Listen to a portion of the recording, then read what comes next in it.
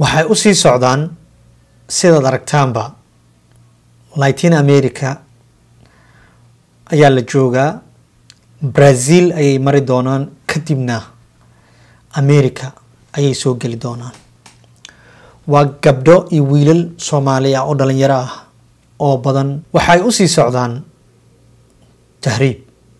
waxa ay ku jiraan kala bartamaha tahriibkoodii ay ugu soo socdaan dalkan Mareykanka runtii markaad maqasho tahriib inta badan dadka wax isfudud ayay moodaan laakiin wax fudud ma ahan waa wax aad loola yaabo inaad aragto dad ku dhiirada inay soo tahriibaan waqtigan la joogo kuwa hadda aad u jeedaan oo aan idin soo bandhigi doono waa dad Soomaali ah iyo dad aan Soomaali ahayn oo wada jira gabdho Soomaali ah iyo wiilal ayay iskugu jiraan da' walbana leh muuqaalkan ila daabo intaasoo dad weeyaan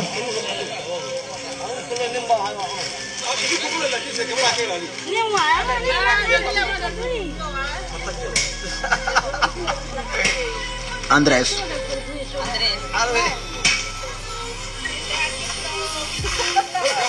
Andrés. Video. sidaad u jeedaanba gabar yar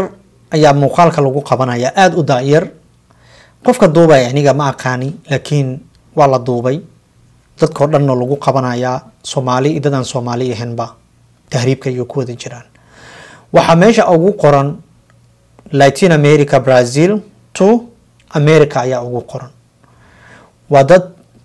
go'aansaday inay America tagaan ama dhintaan laakiin waxa ka sii horeyn doona runtii ma yaqaanaan tahriibiyaal America un u cad weeyaan waxa calool xumo ah oo la yaabo ah inay goobta ay xitaa joogaan raggii dadka waday oo ugu talagalay inay tahriibiyaan waxa la cunayaa ama la karinayaa waad u jeedin raashin weeyaan waxa la joogaa meel biyo ah agtiisa ama meel laag ah biyo dhaxmarta ayay joogaan haddii muuqaalka aan mar kale ku celiyo waxa meesha taagan waa gabar kale oo Afrikaan ah sidaan u jeedo ama Latin wadankaasi ah sidaad u jeedaanba gabdho Soomaaliyeed ayaa idin muuqda waxa kaloo idin muuqda qof ilaa iyo 35 jir ilaa 40 jir ah wiil kale oo Soomaaliyana gadaal ayuu taagan yahay waxba la karinayaa dabcan waa dad badan oo iskugu jira wiilal gabdho Soomaali dadan Soomaali ahaynba dhamaantoodana tahriib ayay ku wada jiraan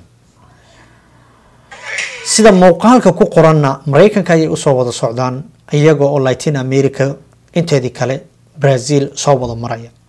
Andrés. waxay u iman doonaan ugu dambeyntii xuduudda Mareykanka halkaasoo aysan ogeyn wax kala kulmi doonaan inta xuduudda aysan imaaninna waxaysan war u haynin wadada waxay kula kulmi doonaan maalin dhaweed gabar halkaan timid waxay sheegtay in dad badan ay taqaano ayaga oo nafta ka sii baxaysa inay ka soo tagtay ay goobta uga soo dhaqaaqday laakiin mar walba dhalinyarta waa kuwo meel kale u cad horeyna waxaa loo yiri qof meel u caddahay meel kalena ka madow